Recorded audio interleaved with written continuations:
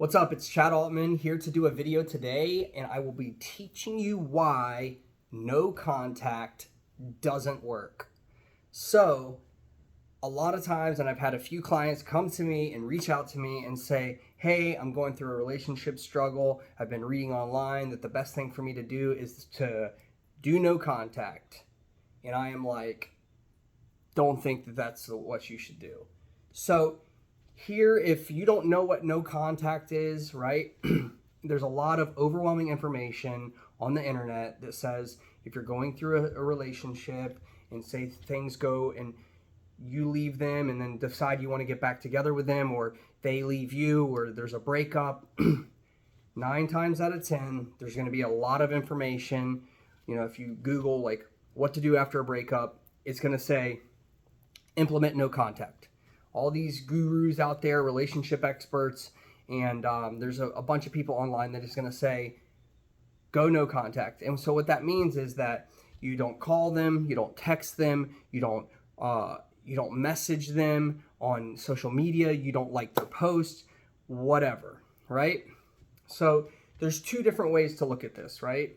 So scientifically, there's a way that, like, if there's a portion of a person that they remember where in the relationship that you showed up and you were, maybe you lost your temper and you were hard to be around sometimes, and then that's what they remember, and then they want to break up with you, right? Because you've been difficult, and then they decide like they want to move forward and their life is over with you, and they just want to start something fresh, all right? So they are remembering the bad part of you. So no contact, what it does, scientifically, it's been proven that after a period of time, right, a person that even if they remember bad things and they wanted to break up with you, there's a portion of time that eventually will happen in you separating away from them and going no contact, well, where they will be forced to think about the positive things that you once shared, okay? So that's a scientific thing, and this is very common in females for them to have this reaction, right? So personally, I recently myself, right, was in a relationship, and I broke up with my girlfriend at the time, and then at that time I felt like I had made a mistake, right? I was making a mistake, and so I decided that I wanted to get back together with my girlfriend. So my girlfriend was like, whoa, wait a minute, like, you just broke up with me, dude, what the fuck? So one, like, I jeopardized the feeling of safety that she had, right? I threw her for a whirlwind, like, by breaking up with her, and then, like, all of a sudden I want to get back together with her, and so what that created is a level of distrust. So then she was like, wait a minute, I don't know if I want this, right? So I instilled fear and doubt into the relationship, and so what did I do? I was like, you know, I think that I'm going to do no contact, right? So the thing is no contact doesn't work, and here's why. Because 9 times out of 10, what the person is doing when somebody says, you know what, I'm going to do no contact, right? The reason that they're going to do no contact is because they want to get their ex back. 9 times out of 10, this will be the reason. They're like, I'm going to stop talking to them because I want them back. Well, here, if you're doing that, you're doing it out of manipulation, right? And if you're building a relationship and restarting a relationship based on manipulation, it's hardly ever going to be anything of success that will last. That's the first part of why no contact doesn't work. Now, the second part is the best thing for any relationship when there's discord is a little bit of separation. It allows both people to take honest stock in what's going on in the relationship. It allows a time of reflection, right? But here's the thing. If 2 people have been together and have come together and share sacred space, and whether it be intimacy or whatever, like, there's an energy connection there, right?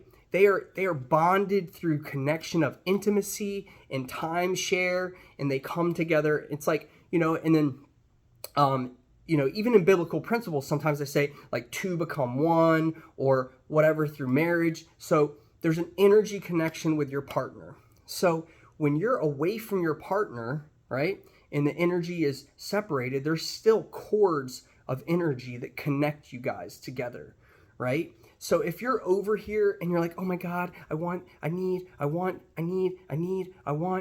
back, I need her back, I want her back, I need her back, right? Your partner is going to feel that level of energy, right? And so the cords attached of energy between the two of you, right? That